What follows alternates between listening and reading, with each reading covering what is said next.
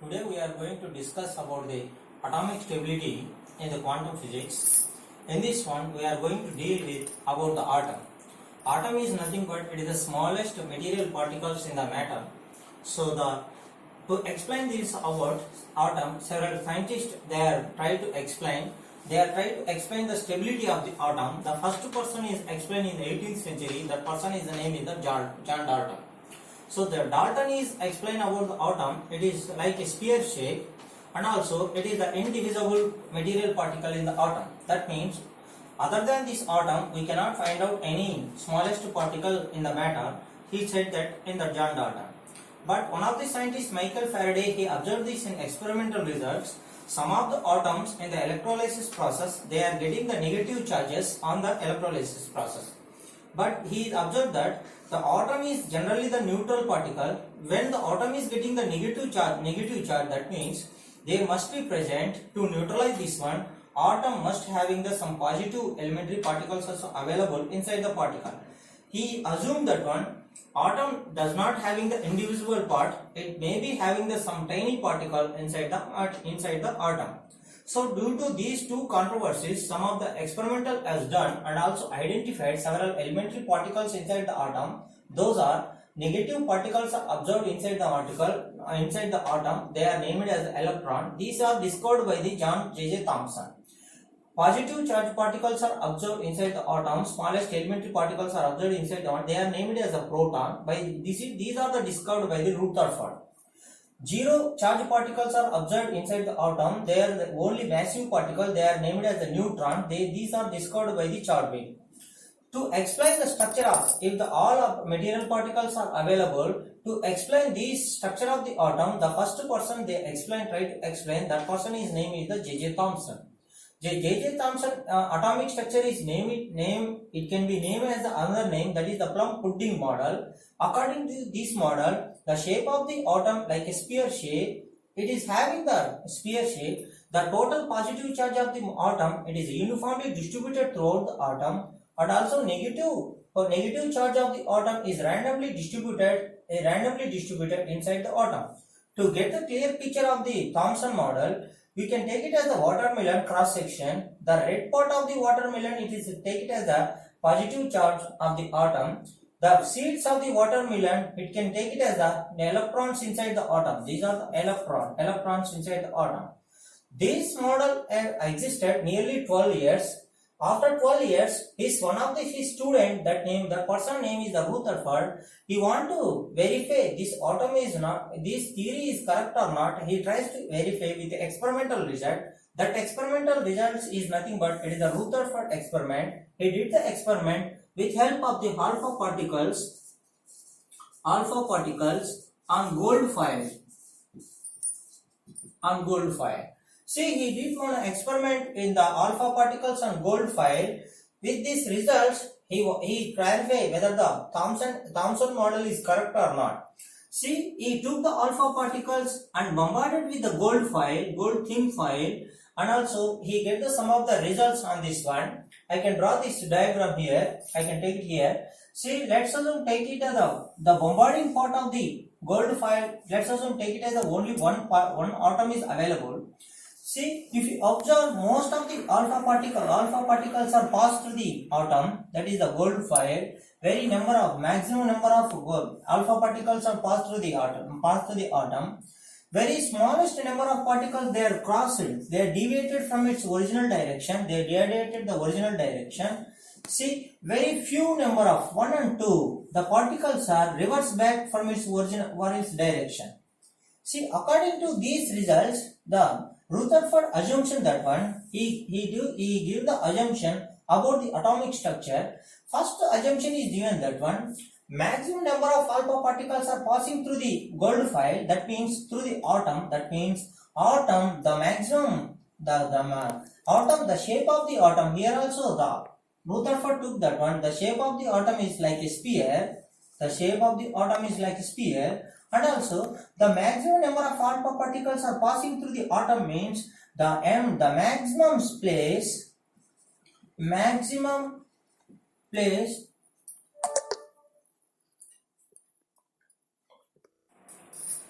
According to Rutherford experimental results, he observed that the shape of the atom like a spear shape, and the maximum number of the alpha particles are passing through the atom. That means the maximum place in the atom is empty space.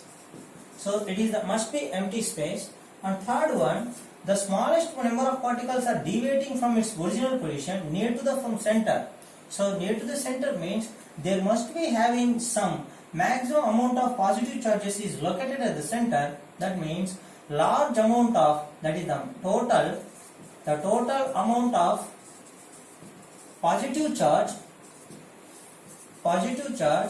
is located at center. That center is named as the nucleus. This center is named as the nucleus. The first term nucleus is introduced by the Rutherford. The scientist name is Rutherford is introduced that one.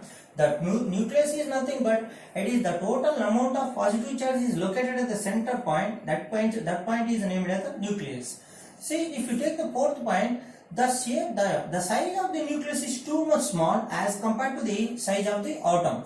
So that means the size of the nucleus is too much small as compared to the atom. If you go to the fifth point, where it is observed, some of the alpha particles are coming back to the nucleus. There are very less number of alpha particles are coming back to in the same direction. That means there is no any possibility having the electron inside the nucleus. That means electrons are not possible have inside the nucleus. So there is no any possibility having the inside the nucleus. Then he assumed that where the electrons are the electron structure is where it will have. That means he assumed that electrons are revolving around the nucleus. That means here is the positive nucleus is available. Around the nucleus the electrons are revolving in a particular manner like a circular shape. See, the sixth point is given that the Rutherford is given that the electrons are revolving around the nucleus in a particular orbit. See, this is if you observe this one, it is like it is a planetary structure. If we take it is the positive shape is the sun, the electrons is revolving around the nucleus is the electron is the planet. So according to this one, it is this is identically equal to the planetary structure. That means the Rutherford model can be named as the planetary model of the planetary atomic structure, atomic model of the atomic model. But here is the some of the defects are there, that are the limitations of the Rutherford. Limitations of the Rutherford model. See, what are the limitations of the Rutherford model we are discussing here? First assumption is when the positive charge is located at the center, the electrons are revolving around the nucleus. See, this is the electrons are negative charged particles, photons are the positive charged particles. There must be some of the attraction force between these two. See, these attraction force, they pull towards the electrons are pulled towards to the nucleus. Then these electrons are revolving electrons are balanced by the outward centripetal force. This pulling force is balanced by the outward centripetal force. When the electrons are revolving around the nucleus, then there must be an acceleration. The circular acceleration will exist. For every acceleration, the electron must be lose its energy. For every rotation, it must lose its energy.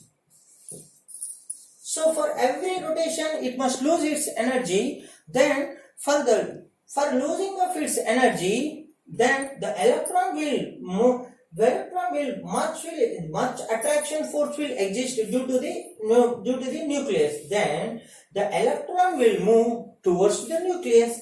Then if we take the electron, that is the first rotation of the electron like this. If the one rotation is completed, he loses some of energy, it will go to the more closer to the nucleus shape. On the second rotation, he loses the energy, it will go to the closer to the nucleus. It will move like this in an elliptical manner. It will move near to the nucleus very rapidly.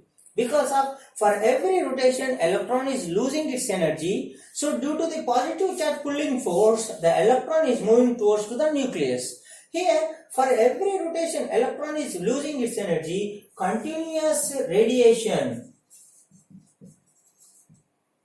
The continuous radiation. See, the continuous radiation must be present in every rotation of the electron. See, that means for every rotation, electron is radiating continuous energy from its every rotation.